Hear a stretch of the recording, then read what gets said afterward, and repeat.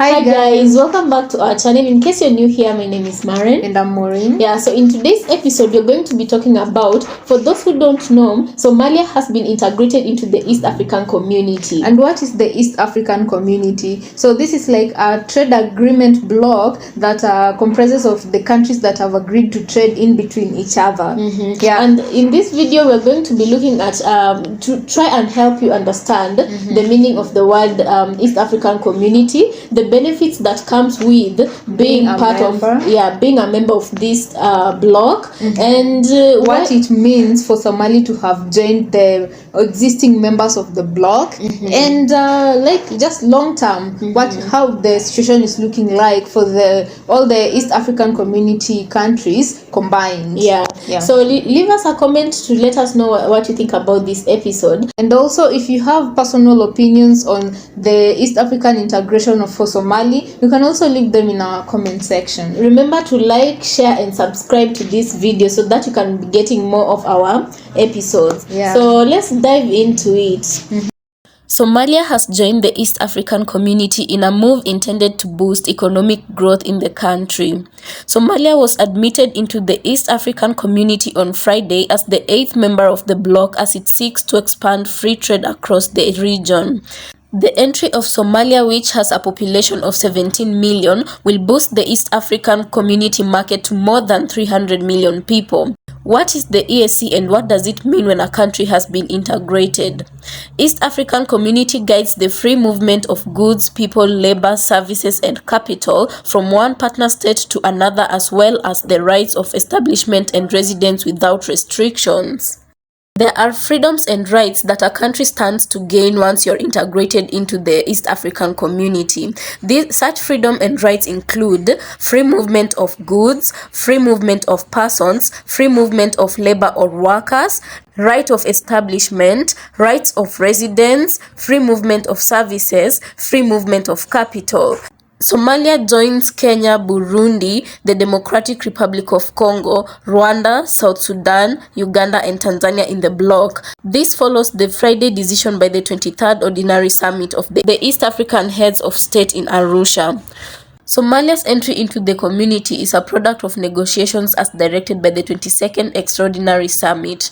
This presents an opportunity to the region to further integrate, expanding opportunities to the people. The move will boost connectivity, enhance trade, and accelerate Somalia's transformation plan. So what does Somalia bring to the table? The Somalia coastline, among the longest in Africa, presents massive blue economy resources such as fish to East African community. So right now, with Somalia having joined the East African community, the benefits they stand to gain is that without a visa, they'll be able to travel to any of these East African communities to promote their trade and also to sell their goods in these other countries. They'll also be able to live there and start businesses in different countries so long as they meet the criteria of moving to these other countries. And likewise, we Kenyans and other countries in the EAC will be able to go to Somalia and start investment there and also trade with them over there. So these are just some of the few benefits that we're looking to gain with Somalia having joined the East African community. It's important to note that this is not the first time Somalia has registered to enter the EAC community. It had started registering for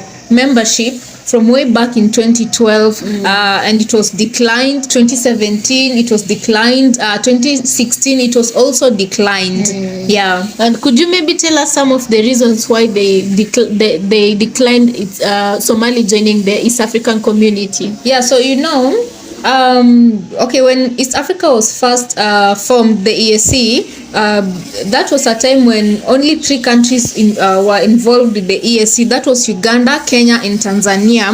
And by then, our former president, Daniel Arap Moi, and they had very strict measures of the countries that could join EAC. And this meant that if you wanted to join the EAC, you had to be democratically upright, like democracy in your country was attainable. And by the time Somali was applying for registration, the democracy wasn't quite established there. So you had to have democracy that could evidently be established, and financially you had to be stable, and you had to have a government that was functional and working well. And as you can see, because of decades of war in Somalia, governance wasn't also upright, because they didn't have a good governance system.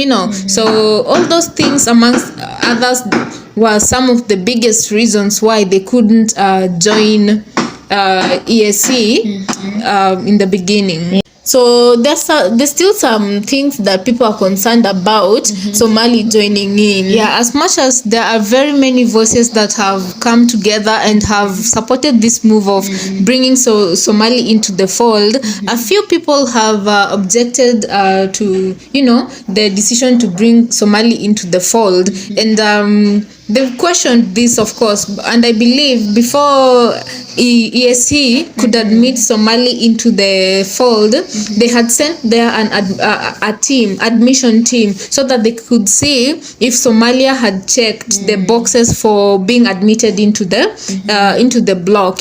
They want to investigate if Somalia had attained a certain percentage of democracy, if there was a rule of law in the land, if their governance had improved. There also accountability. They had gone to look for if there's transparency in Somalia, to establish social justice and economic treaty with EAC, So such like things, the team had gone to investigate if Somali is at least meets such criteria. And I understand they did meet some of these criteria. That's why they were admitted into the fold, But some people have they don't see eye to eye with the EAC on this. And a big example is the question you're asking right now is why allow Somalia into the East African Community bloc? Yeah, of course, as we've been saying since the beginning of this video, why they were allowed is because they come with a long, beautiful coastal line that opens up a market to not only Somalia but outside Africa, which is the Arab community. So traders can trade with the Arab community, And then second, Somalia will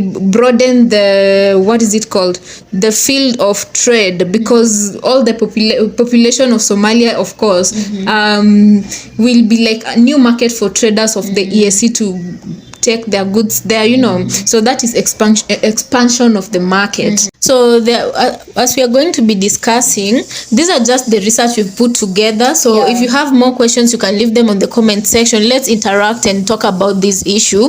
And also you can do your own research separately. So these are the research we came up with. And since Somali joined the East African Community, there have been critics, those who are positively criticizing, supporting the move, and those who are not in support of the move. So like I earlier mentioned, Dr. Peter Mchuki, he's in agreement with this move, because of course he thinks that the long coastal line will enhance trade between East Africans and the Arabs.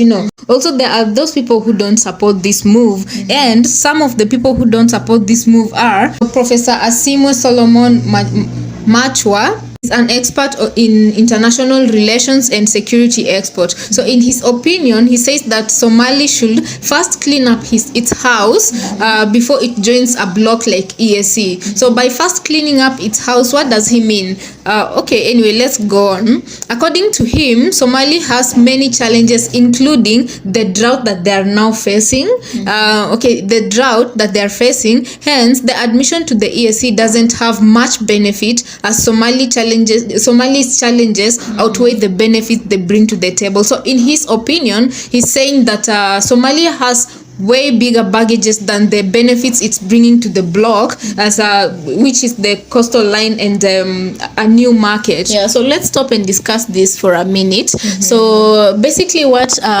he's saying is that Somali, they have a lot of issues that them joining East Africa. This is not our words. We are just repeating what somebody else has said and the research we've put together. So he's saying that them coming into the East African community, they're bringing a lot of baggage. Problems with them. Yeah, East African community, it's built for the purpose of shouldering each other, you understand? Yeah. So the big question is, what are you bringing to the table? And whatever you're bringing to the table, does it outweigh whatever it is that you're coming to be helped with? I don't know if you understand my point. Yeah. So Somali, in his opinion, Somali has drought in the area, and already when the East African community was formed, you find like countries like South Sudan already joined when they civil also had drought and whatever that the formal 3 East African countries have had to deal with, so when they faced civil war in South Sudan, it means the refugee can freely move into these other countries, that being Kenya, Uganda, Tanzania, these other developed countries.